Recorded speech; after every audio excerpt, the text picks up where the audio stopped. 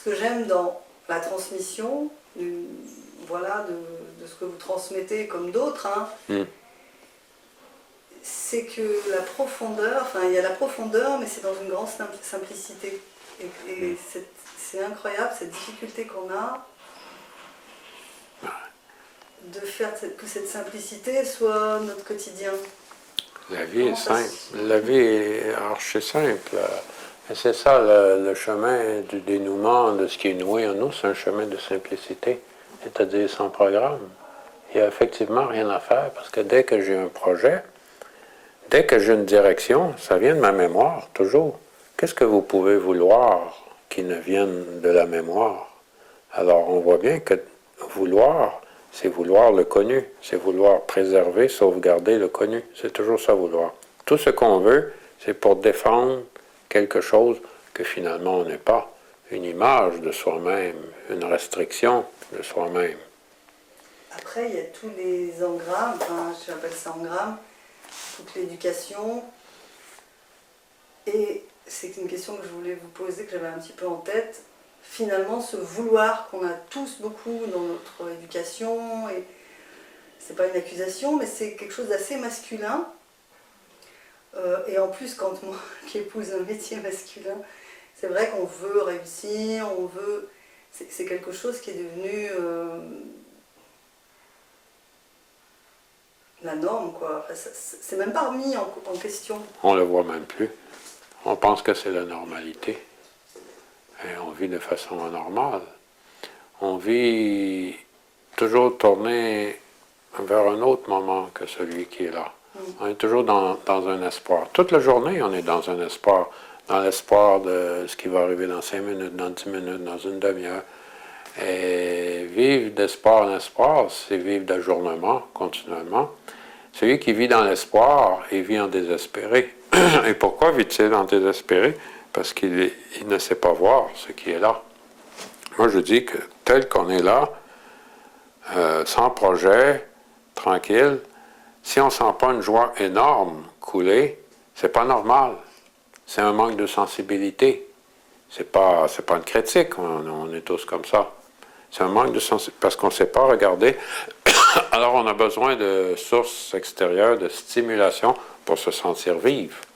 Parce qu'on ne veut pas seulement la paix, on veut se sentir vibrer, vivre.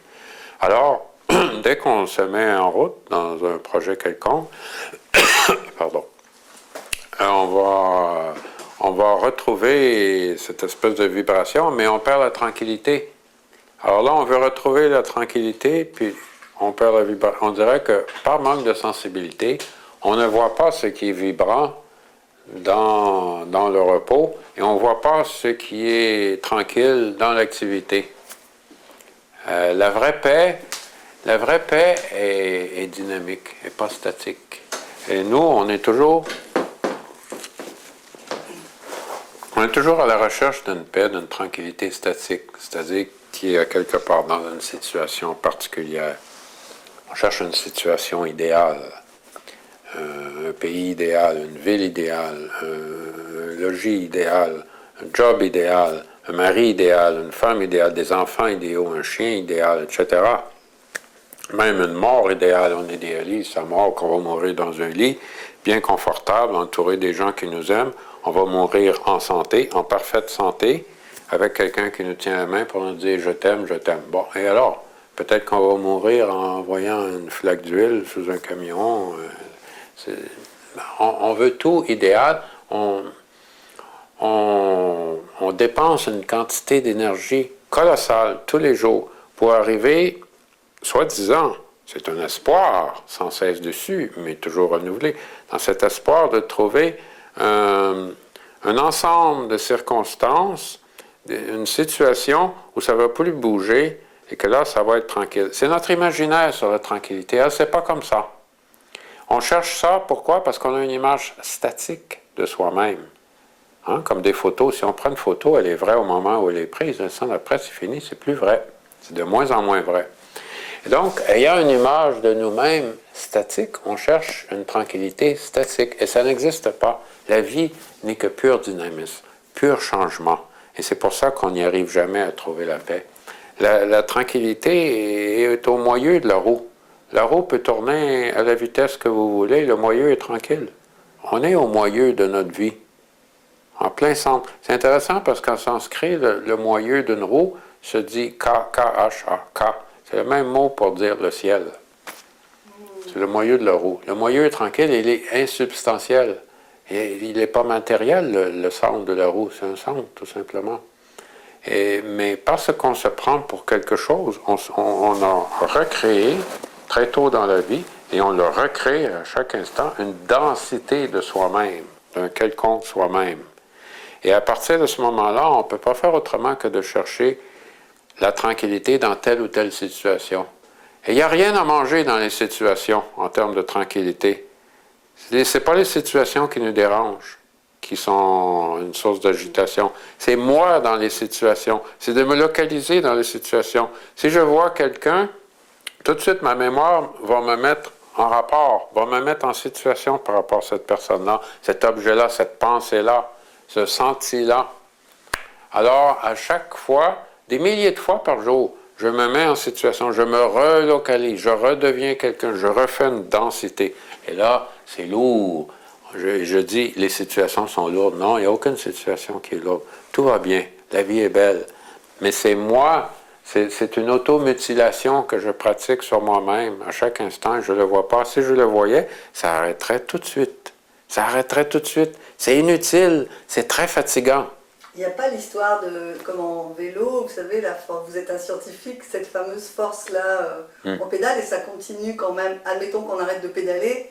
Ben, c'est l'inertie. Voilà, il y a un peu de temps pour que ça... Oui. Ah, mais bien sûr, à partir du moment où vous arrêtez de construire de l'inutile, il y a un air d'aller, il y a une inertie. C'est comme un train, il peut prendre 1 kilomètre ou 2 avant d'arrêter vraiment. C'est pareil, le corps lui-même, c'est une inertie. À partir du moment où vous arrêtez de fabriquer l'inutile, le corps lui-même, c'est une mémoire. C'est une mémoire de désir, de peur qu'il y avait avant, et il va faire son temps, de toute façon. Mais c'est possible de vivre désencombré. Vivre l'état de veille dans la même tranquillité que dans le sommeil profond, mais dans l'état de veille. Mais ça demande de regarder. Tout est dans le regard. Ce n'est pas une situation qui nous encombre, qui est source de tourment, c'est une confusion. Alors, ce qui va lever la confusion, ce n'est pas une nouvelle situation, c'est un éclaircissement. Et comment on fait ça? Bien, c'est pas compliqué, on regarde. Je dis, regardez, regardez, regardez, vous allez voir. Mais on ne sait pas regarder parce qu'on regarde à travers le brouillard de la mémoire.